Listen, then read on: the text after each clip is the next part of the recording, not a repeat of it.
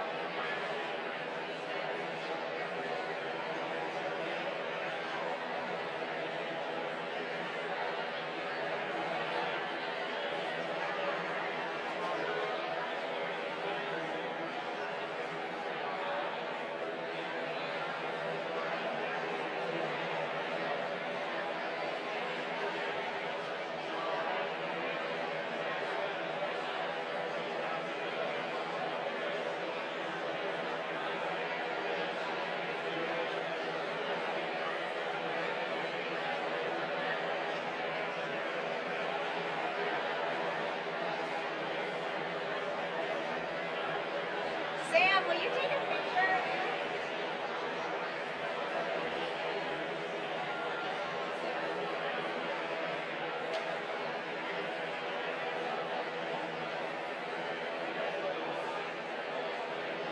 So I would almost say like I could do some math for you.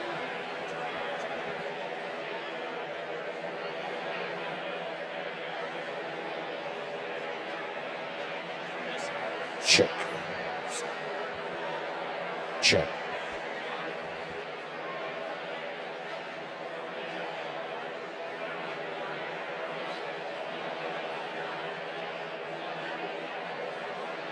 Check. 1-1.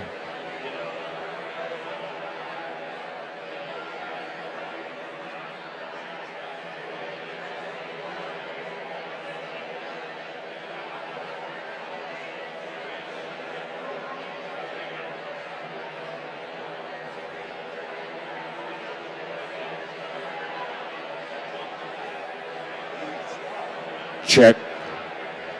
Check. 1-2. 1-2.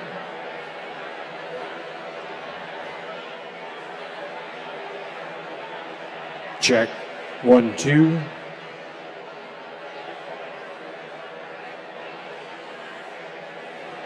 Check. 1-2. Check.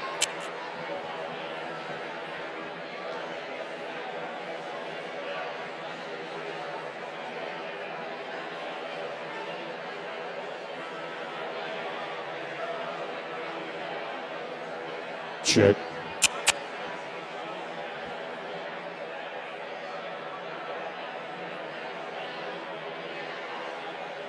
One, two.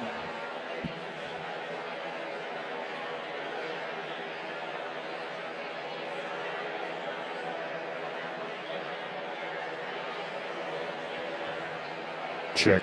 Check.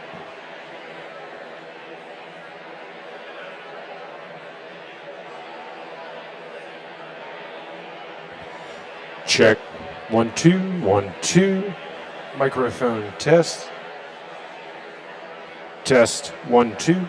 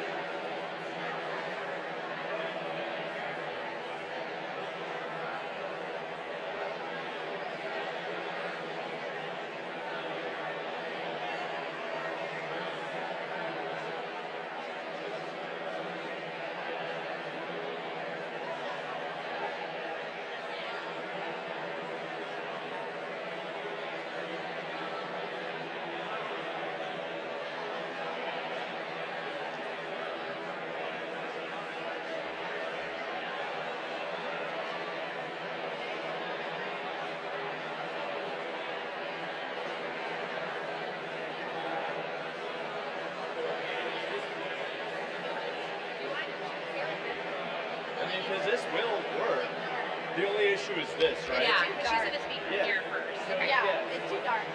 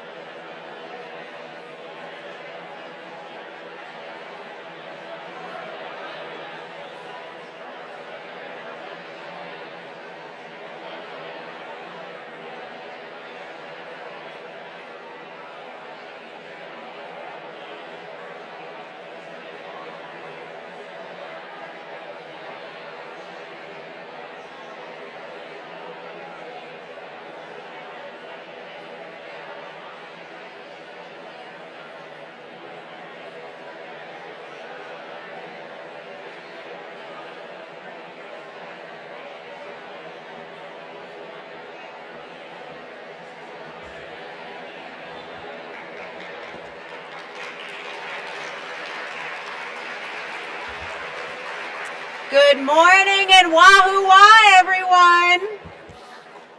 It doesn't get much better than this, does it? Right?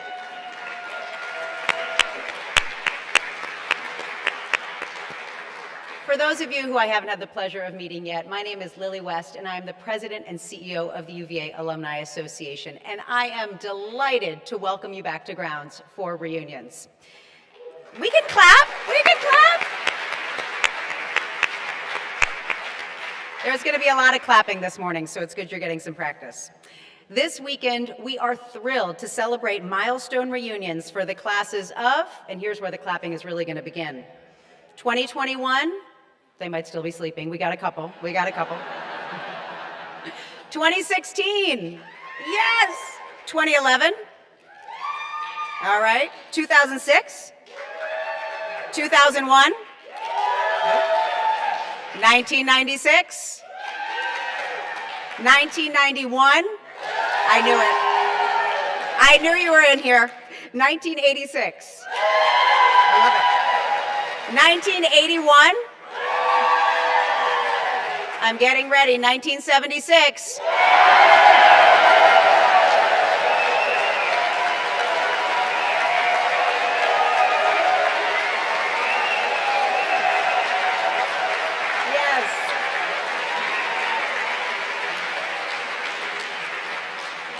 I have to say, that's how you do a 50th reunion. We also have members of the classes of 1971 and 1966 here, too, so I want to acknowledge them.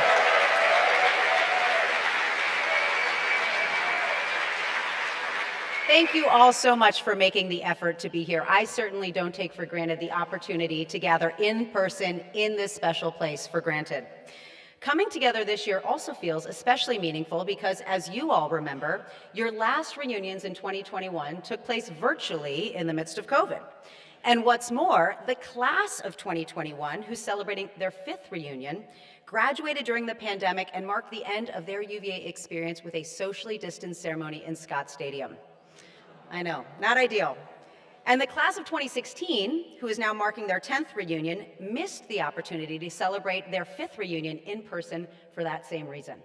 But this year, we are making it right.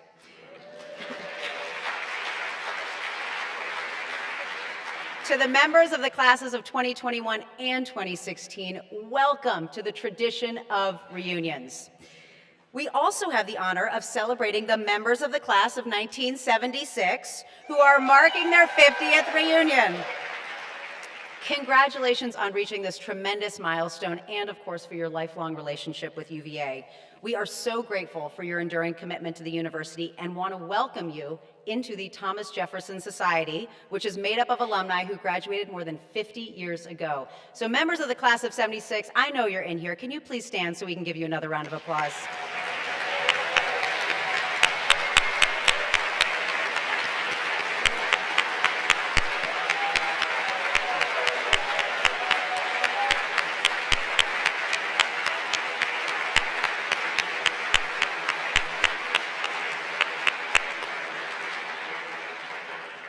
Well, as many of you know, and as I often like to say, the work of alumni relations is truly a team sport, and none of this would be possible without tremendous alumni volunteers who have worked in partnership with the Alumni Association and with the university to bring this weekend to life. So if you are a volunteer, please raise your hand. Thank you for the hard work, the heart you poured into this weekend.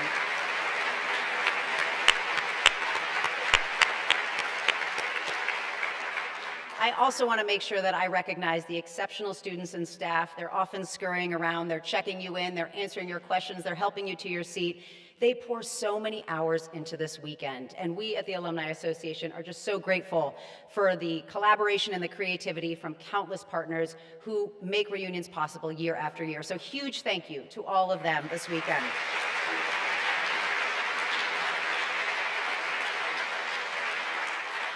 And now to our program for today. In just a few minutes, I will welcome the university's 10th president, Scott Beardsley, to join me on stage for some Q&A. And our discussion is going to be an extension of President Beardsley's Grounds for Conversation tour, which is underway and will be in New York on Tuesday, if I remember correctly. But first, I would like to invite my friend and colleague Mark Llewellyn, the university's Senior Vice President for External Relations, to come to the stage to recognize the contributions of some amazing reunions volunteers. So with that, Mark, the floor is yours.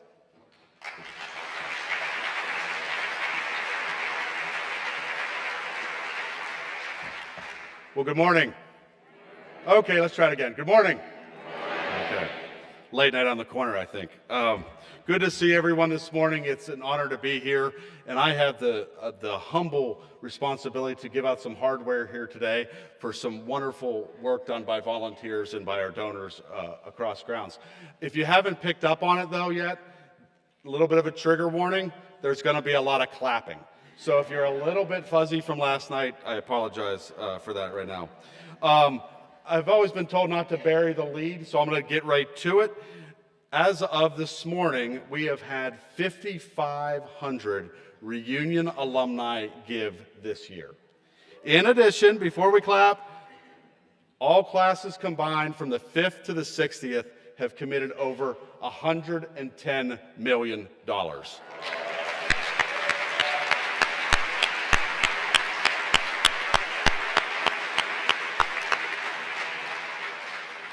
But I have to say, if I was talking to my boss right now, he would probably say I was sandbagging because you went over goal by $45 million. So thank you again. I do have to give a special shout out, though, to someone from the class of 1976 who couldn't be here today, and that's Kathy LaCrosse. If any of you have seen the press over the last 24 hours, there's been a lot of buzz around a tremendous gift that Kathy and Dave LaCrosse made to the School of Education. It's just a wonderful gift, and it's not the largest, but it is one of the largest gifts ever made to a School of Education. So, Kathy, if you're listening, you're out there, thank you very much.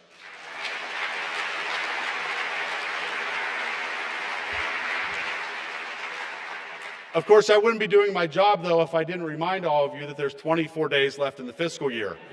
So the long and short of it, if you want to give, we will take it and we will count it. So we do hope the numbers do go up here over the next couple weeks. Like Lily, I do want to thank all of you who have volunteered your time on the giving committees, whether that were emails, texts, telephone calls, strong arming. We do really appreciate it. So if you were a reunion giving volunteer, could you please raise your hand so we could recognize you?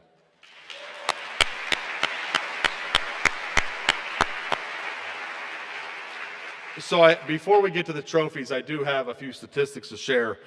Out of the classes represented here today, 1,200 people have actually given at least one gift for 25 years or more. On top of that, 40 members of the 5th year reunion and 10th year reunion classes have given every year since graduating. And probably my favorite statistic of the day, on the other end of the spectrum, I want to give a special shout out to Alice Boyd. Alice couldn't be with us here today. She lives in California, but she is the definition of a lifelong who. At the youthful age of 101, she is celebrating her 80th reunion, and she made a gift this year. So let's give a shout out to Alice.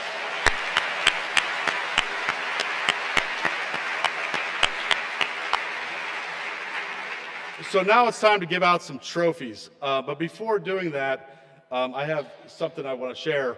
As we were, Lily and I were reflecting on this a little bit, we were given a lot of thought to how we wanted to do this, especially since you didn't have a reunion, appropriate reunion 5 years ago. And I thought about the great quote by Robert Duvall in Apocalypse Now, where he says, "I love the smell of napalm in the morning." Well, I know many of you, but for those of you who even I know well, I don't think anyone would love to say, "I love hearing from a fundraiser in the morning." So we decided we wanted to liven this up a little bit. Lily had this amazing idea where she thought we could do a little dance routine to really entertain everyone, but then we knew Lily would rock it and I would hyperventilate. So we decided to scratch that. But we kept thinking about what could we do different that would be a little fun.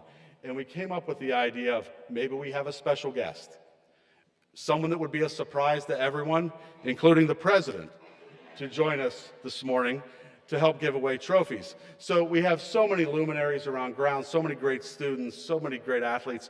but we thought, let's try to think about somebody who is used to receiving trophies versus giving them away. So please join me in welcoming someone that is a friend to many of us on grounds, a great mentor to our students, a 3-time national championship head coach, a wonderful Virginian, even if he went to Duke, the Lockhart family head men's tennis coach, Andreas Pedroso.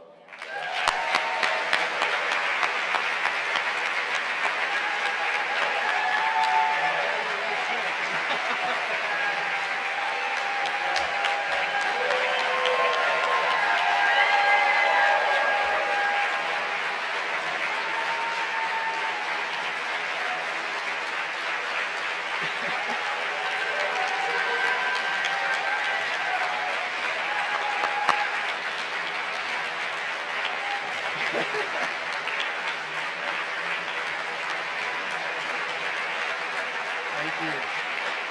Thank you. Wahoo wah! So I promise you I don't walk around grounds with this trophy, but we're still all a little bit on cloud 9 over this championship because our student athletes came from behind so many times to win this championship. Not many people thought we could do it. And so this is a really special one, and I asked Mark if I could bring the trophy just because it's a special one, and again, we're all still celebrating. I won't take too long here, but I just want you all to know that I travel all over the world recruiting student athletes, the best tennis players in the world. I've been to China. I sat in the back of the plane, middle seat, for I don't know how many hours to recruit a kid. I go to Europe at least twice a year. I've been to South America. I go all over the world, and I talk about you guys every single time. The UVA network is not only powerful, but it's passionate. It's the most fanatical alumni base of what we represent. I mean, the reputation you all have is just incredible for how much you love this place.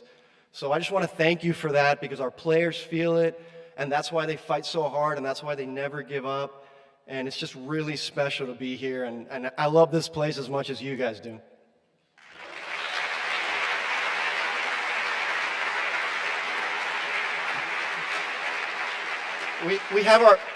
For the last 9 years, we had our first team meeting every year in Pavilion 1, and Scott and Claire would cook the team dinner. And it was just the best way to start our experience out every single year, because there's nobody better about talking about the history of UVA and the academic village and why Jefferson built the place the way he did than Scott. He's incredible at it. And so it was a great way for my student athletes to start the year. And so we did that. We've done that every single year. Maybe we move it over to Carr's Hill. I'm inviting myself. So last thing I'll say is I go to Mark for advice a lot. And I walk into Madison Hall probably twice a year. He's a busy guy. And after every time we meet, he always makes the same request. And he says, "Hey, where are my white UVA tennis shorts?"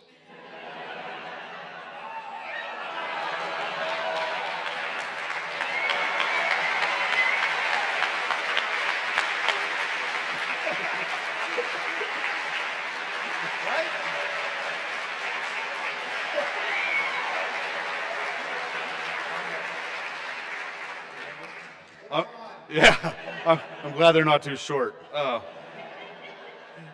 Andreas, thank you for being with us today. And I do have to apologize to all the classes.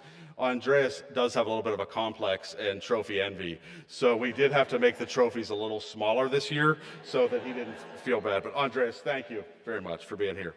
So all of our classes performed incredibly well. However, the class with the highest participation rates achieved over 24% participation in the class celebrating their 35th reunion, the class of 1991.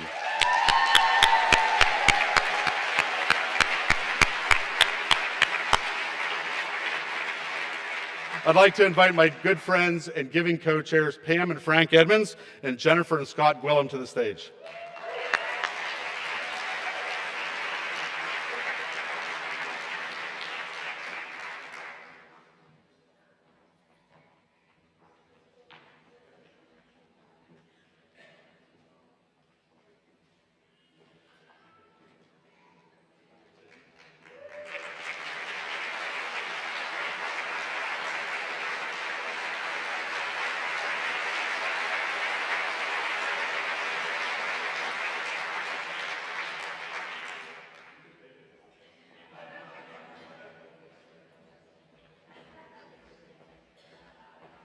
I think we do need a new trophy. That one's a little bit wobbly.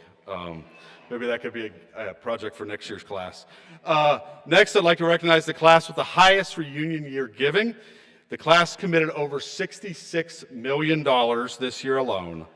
Please join me in congratulating the class celebrating their 50th reunion, the class of 1976.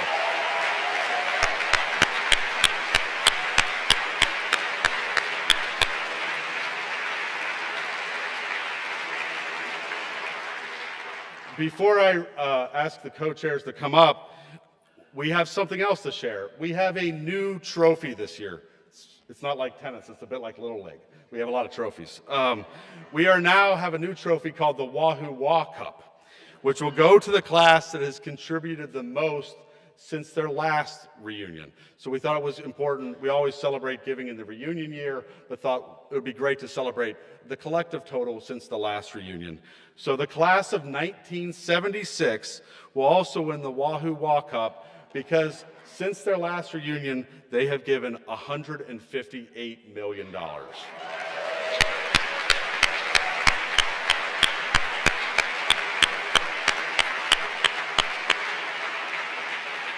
So I would like to ask Rosemary Cooney and Guy Greer to please come to the stage.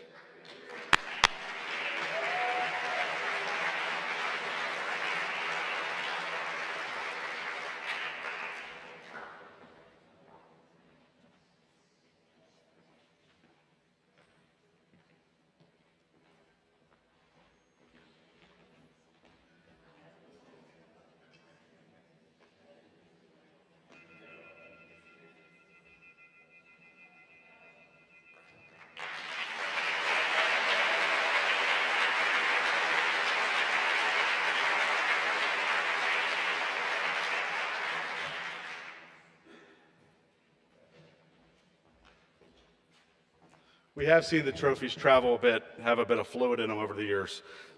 So we do have to kind of keep them here, so apologize for that. But I will close now and turn things back over to Lily. But I do just want to say have fun this weekend. I hope to see you around grounds. And an earnest thank you for all you do for our university, not just in your generosity, but in all the time you commit. We really appreciate it. And thank you all for being here this weekend.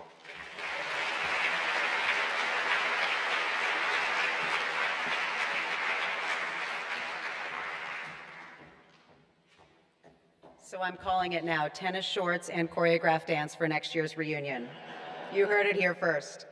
All right, well this year we have two trophies that we want to hand out for the accomplishments around reunion attendance. And the first, the Metcalf Cozart Cup, is named in honor of the cup's original owner, Professor Metcalf, and of course Wayne Cozart, who pioneered the UVA reunions program as we know it today. Wayne should get a hand for all he's done for reunions.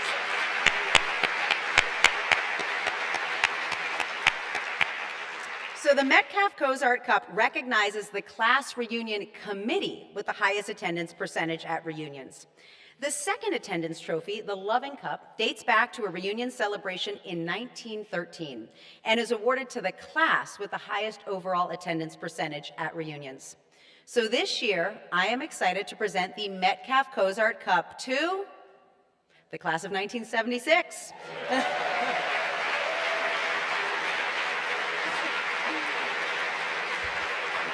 With almost 80% of their committee members in attendance this weekend. So I'd like to ask Class of 76 steering committee members Vince Amberly and Jill Tejan to come to the stage to get their trophy.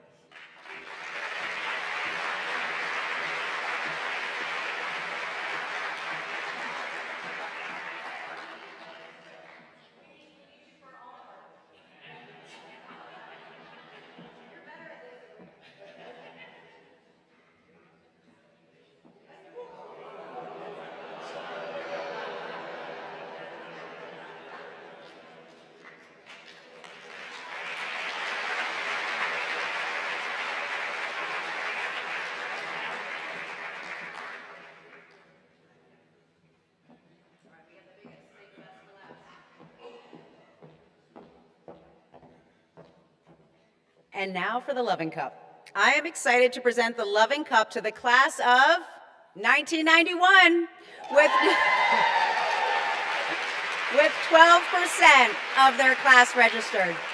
So I would like to ask steering committee member from the 1991 class, Diane Kramer, to join me on stage to accept this trophy on behalf of her class.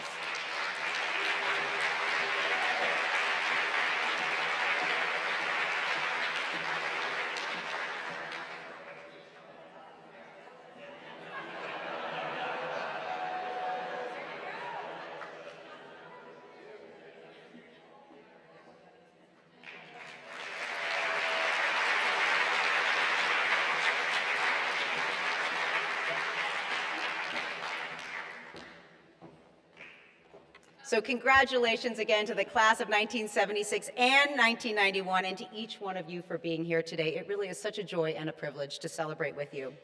Before President Beardsley joins me on stage, let's take a look back at the 2005 to 2006 academic year with a brief year in review video.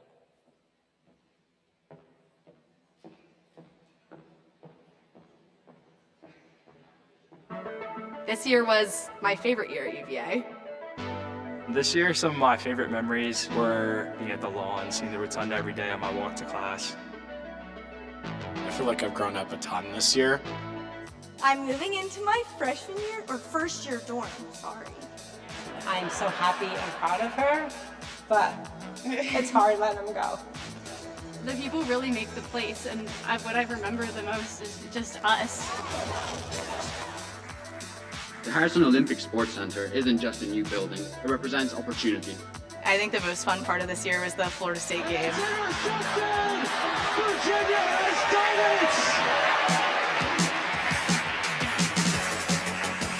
I love how beautiful it is in the fall here. All of Charlottesville becomes orange like UVA. I love trick-or-treating on the lawn and seeing all the kids in the costumes. It's really nice to see the whole community pour in, and we're just lucky to have so many people here. All the other leaves turn orange and then fall. The last one standing is that beautiful Pratt can go. Do we have the will to win?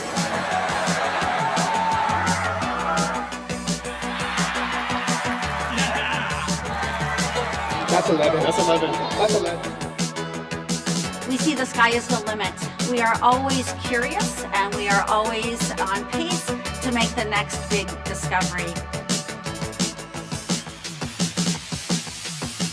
At University of Virginia, we recognize that the best way to support student success is to support them holistically. My favorite season is winter. I really enjoy the snowball fights on the lawn. I love the snow.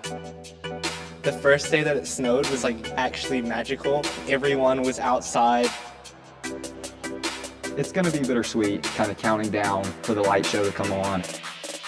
Lighting of the lawn is one night, but it's bigger than one night. UVA's Board of Visitors selected Scott C. Beardsley as the university's 10th president. A home for every who. Home for every who.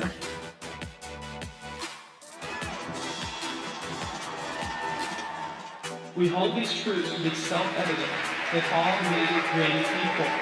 No matter how hard you try, you cannot sing the Star-Spangled Banner without those words. I just love him so, even when he's wrong. You know what I mean? Phil was not only a bold and innovative thinker and leader, he also inspired the rest of us to be a whole lot more brave and imaginative. Coach Bennett, we are dedicating the John Paul Jones Arena Court in your honor. Debbie truly cared about her players.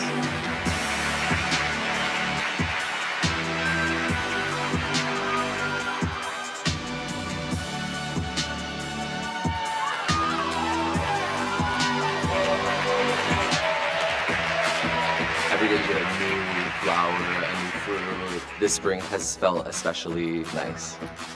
More than any one big moment, it's the culmination of all these little moments. Congrats! Virginia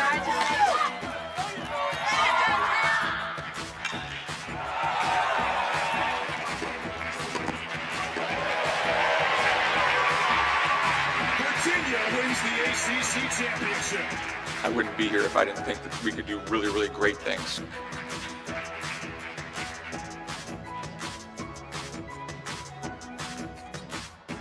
every day at UVA is such an awesome adventure.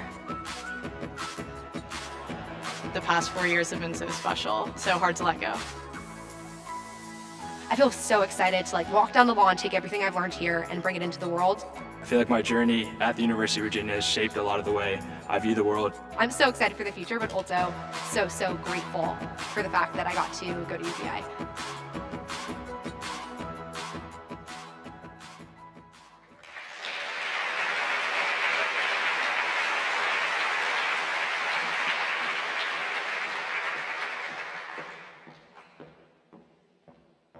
Well, now it is my great honor and privilege to introduce the university's 10th president, Scott Beardsley, and ask him to join me on stage. So Scott, come on up.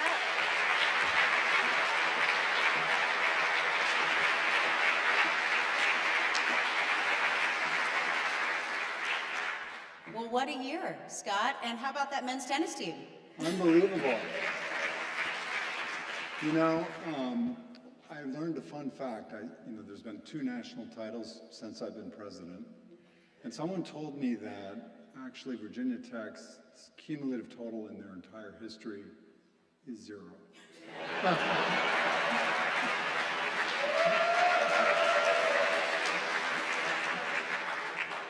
Well, who's counting, right? Who's counting? The tennis team is amazing. Yes, and that was a fun surprise, by the way. It's nice to have that trophy on your right-hand side, too. It is. You guys deserved it. You fought for every point. Yeah. Great job, Andres.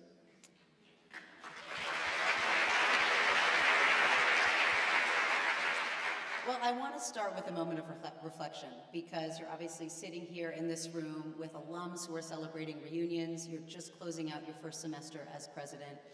How is it going and how are you feeling? I'm feeling very good.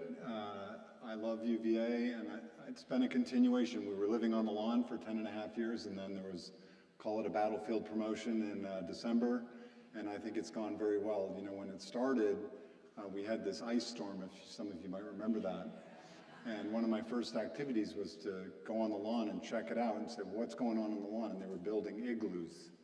And I said, I know how to do that. I grew up in Alaska. I can add some value here. So it's going very well, and we've moved up to Carrs Hill. That took a little while because of the ice and so on.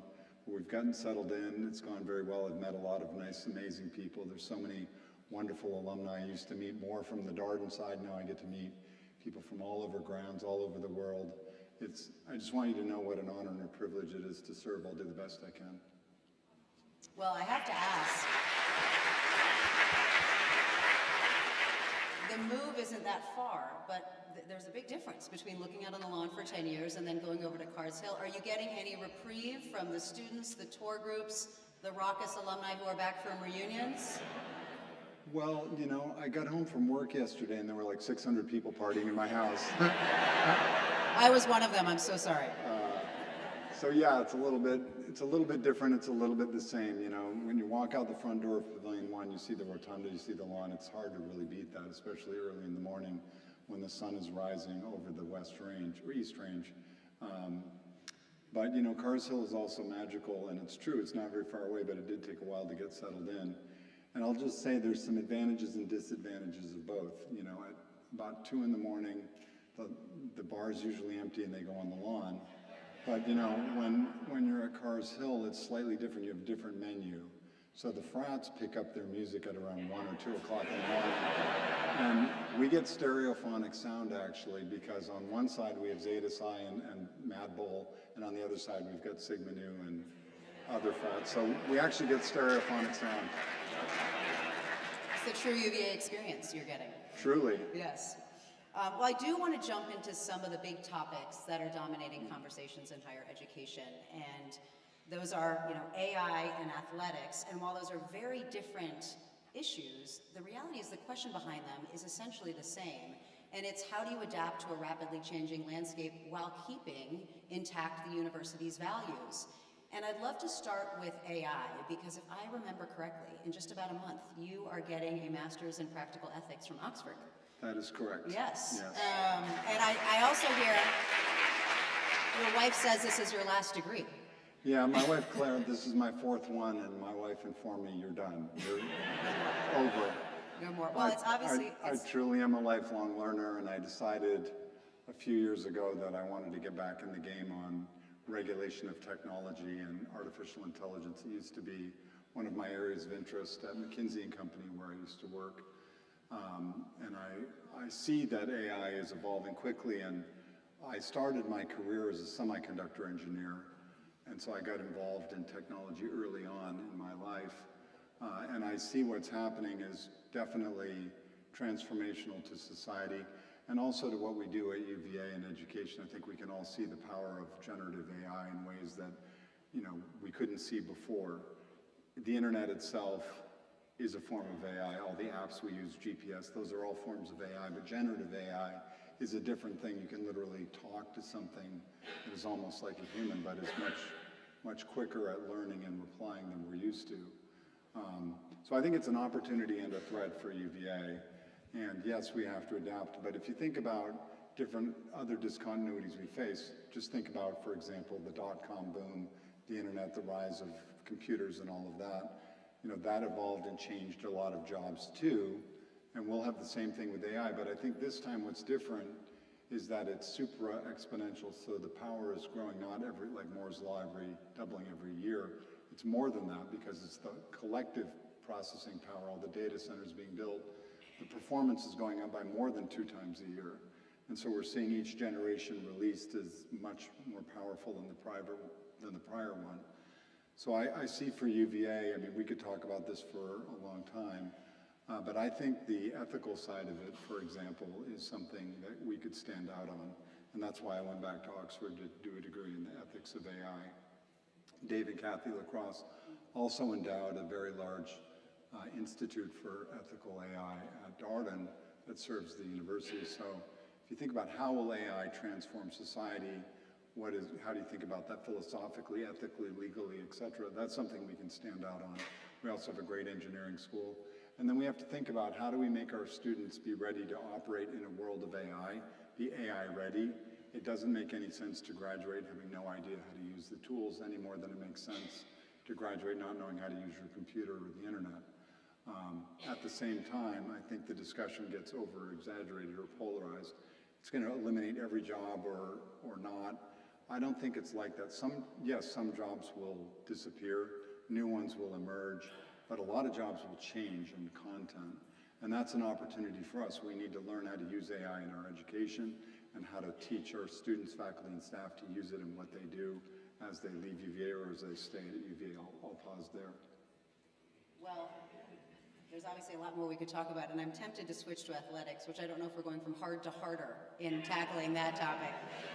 But this is also a topic near and dear to your heart because you obviously have a long-time relationship with the UVA tennis team, and you're a huge fan of college sports, which I have come to learn. Yes. And so now there's conference realignment, NIL, the student-athlete experience, obviously the list goes on.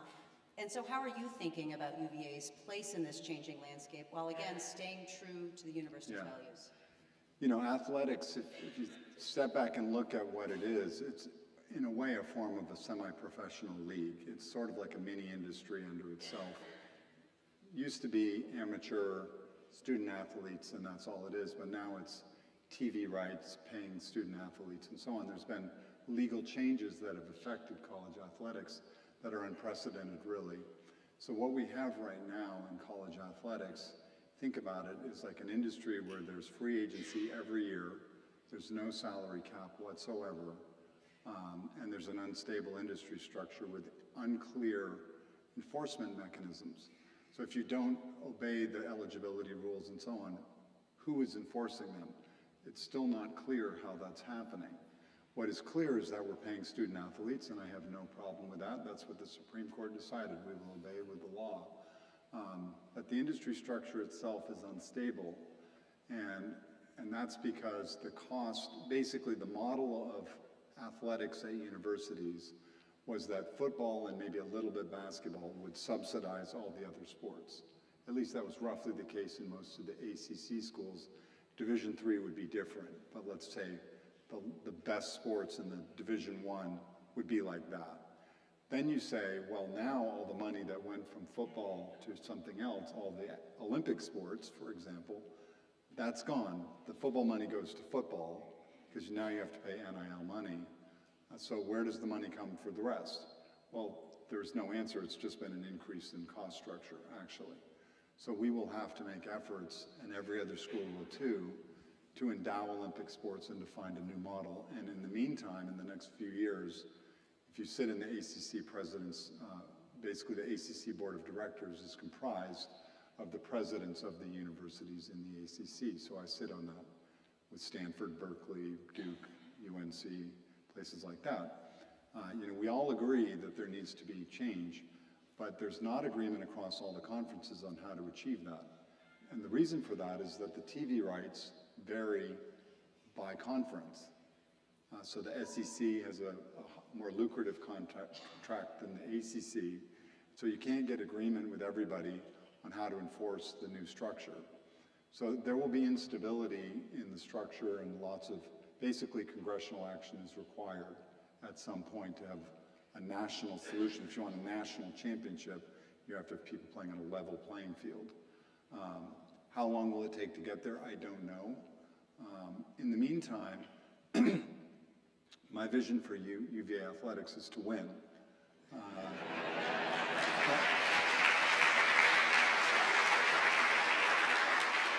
And, I think we can do that. And what I'd like to compliment the tennis team, but many of the other teams, is not only do we win, but we do it the right way. We're playing by the rules. We're actually having students graduating from school.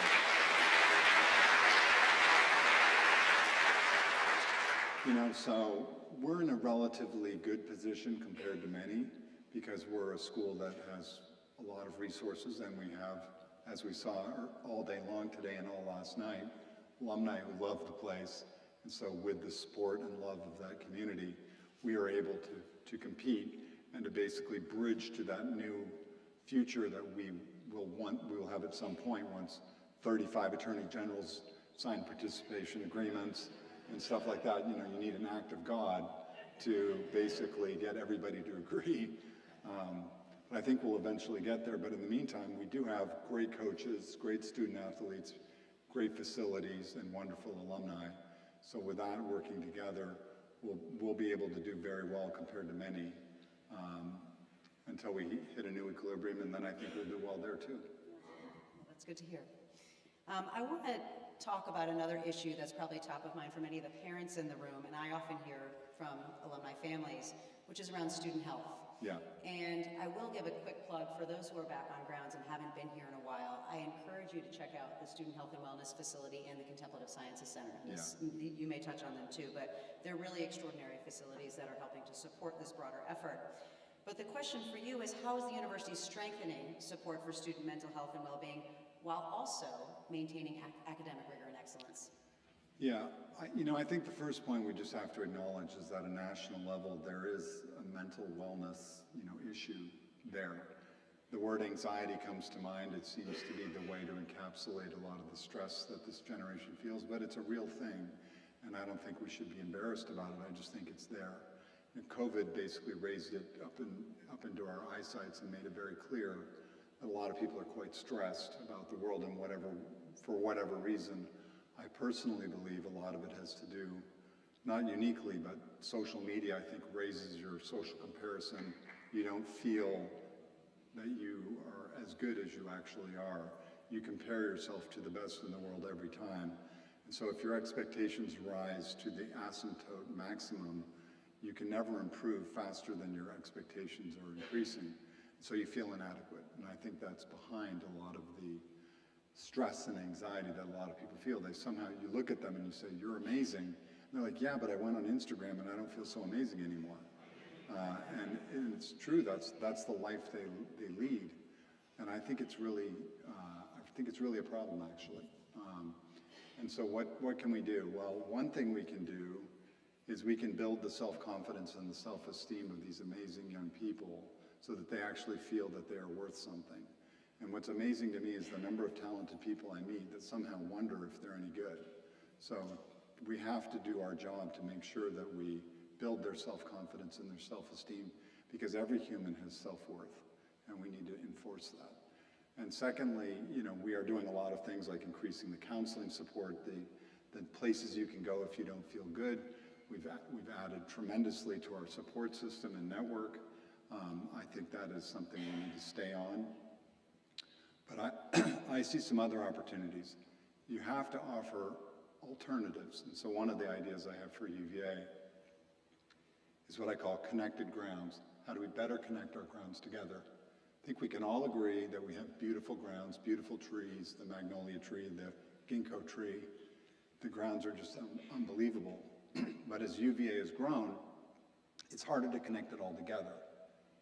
You have to cross streets with 4-lane traffic, and we're building, and the grounds are a little bit discombobulated. I used to walk to Darden every day, 30 minutes across grounds, and you can do it, but you're crossing a lot of intersections. So if we could get more students, faculty, and staff spending time outdoors in the amazing nature that we have, walking paths, pedestrian paths, safe places to walk or ride your bike, I think that would be another thing we can do, because my personal experience is that being outside in nature and getting off your damn phone is better for your health.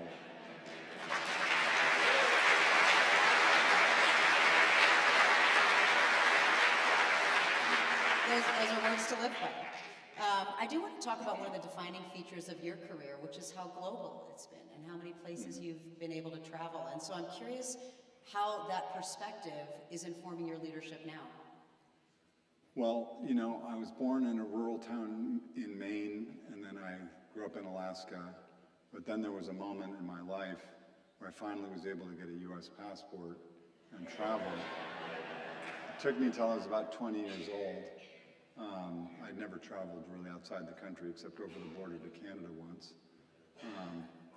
And so I went and studied abroad in the summer because I was tired of my engineering courses. I said, I need some liberal arts mixed in there. I'm a little bit over-concentrated. So I went to France and I studied in a beautiful town called Annecy, next to Geneva in the French Alps. And there I met my wife. And for another day, I'll tell you the story about how my fraternity brother met her sister and they became married and their daughter became a wahoo. But that's a different story. Why are we waiting? But basically, it was the start of a major change in my life, which is that after marrying my wife, Claire, of 38 years of marriage, and we've been dating even longer than that, we moved to Belgium with McKinsey in 1991 and started a family, raised 3 boys that are Belgian, French, American citizens. I took the French citizenship. I became an immigrant, so I know what it feels to immigrate to a country, because although I started American, I also became French and had to go through that whole cultural experience. So that's for another day. But my career led me to log approximately 6 million plus miles on an airplane. I've worked in over 45 countries. I've worked with people from, I don't know, probably 130 countries or so. And what I've come to see is that the world is a very interesting place, and you can certainly learn from every place you go. There's amazing people all over the world. They have more in common than they do that separates them. And so, one of my hopes for UVA, we were able to achieve it at Darden, was that every student would have a chance to go study abroad and have a 1-week course, a 2-week course, a 1-semester course, whatever length. It almost doesn't matter. It's that whole process of going and seeing a new environment, meeting people from different walks of life. And I can just tell you that for my own life and learning, I remember I started working in China in 1995. People were riding bicycles wearing Mao outfits, and then you go back now to Shenzhen, and there's a 15, 20 million person city standing. And I learned a lot from going. I started working in the Middle East right after September 11th. A lot of my colleagues in the US thought I was crazy. But actually what I saw there was a lot of nice people there, and Dubai, Abu Dhabi, Qatar were rising from nothing and building economic hubs. So I can go on and on about the world, but I would just say the relevance for UVA is that we are part of a global community. We have people that come from many different places, or their grandparents did, or their great-grandparents did, or they get on the plane and they want to travel. But I know one thing for sure: education changes people's lives no matter where you're from, and business is global, and everything is a business, whether you're a not-for-profit, a government, for-profit business. There's connections. Parts are produced in different places, industries compete. And so we need to produce citizen leaders that are great for the Commonwealth, for the United States of America, but also that are able to operate in a global setting. So I'm very committed to that.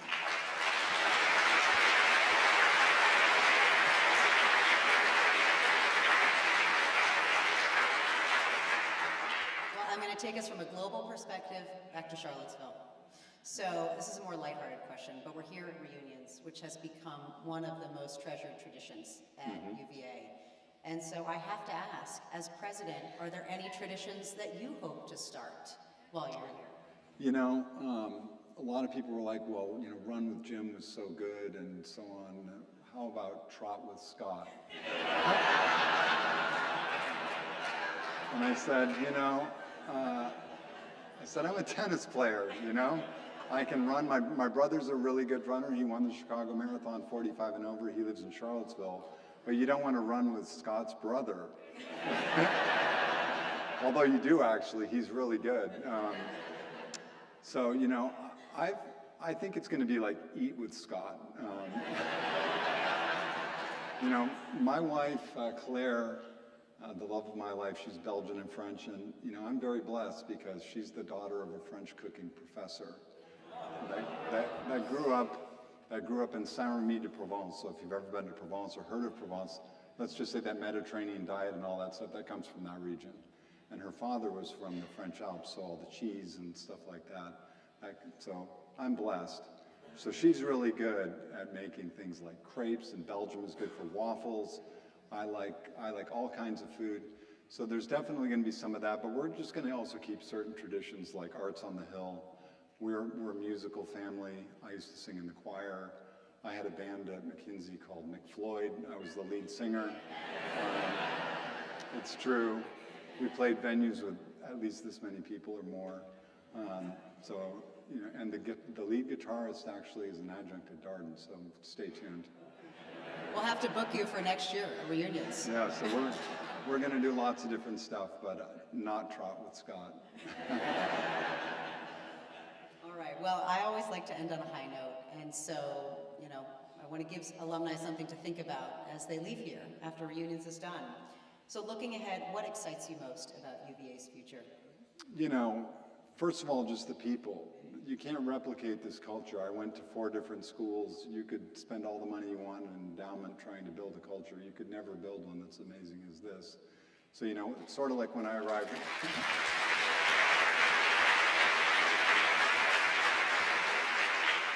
You know, when I arrived at Darden, my predecessor, Bob Brunner, had been voted the best dean of the world, you know, everything. And, you know, we've had a series of leaders at UVA that are very talented. So, you know, my main objective when I arrived at Darden was don't screw it up, right? So, you know, my first focus is to just be normal, you know, focus on education, research, patient care, and public service. That's the core of our mission. That's what I'm going to focus on.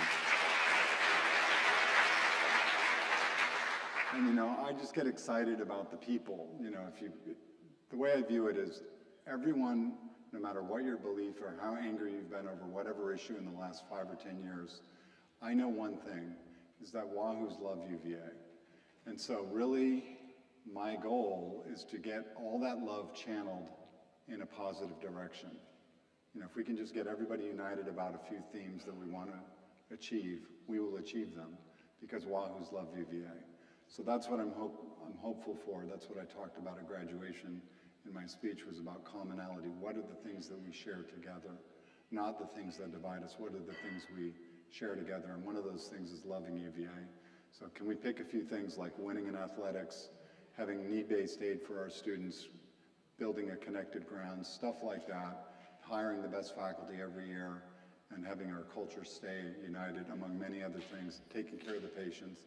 If we can just focus on that and do that to our highest level, then I think we'll have done a great service for society and set this place up for generations more. That's the goal.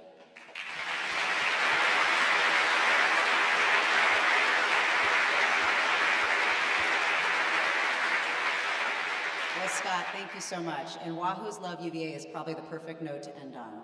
So with that, again, I want to thank you for being here. I want to thank you all for coming this morning and for making the effort to be in Charlottesville. I hope you soak up every minute of being back on grounds with some old friends. And for those who are interested, at 11:15, we'll be here talking about the Alumni Association's new home, Agrawal Hall. So I hope to see some of you then too. But wahoo-wah and enjoy reunions, everyone. Thank you.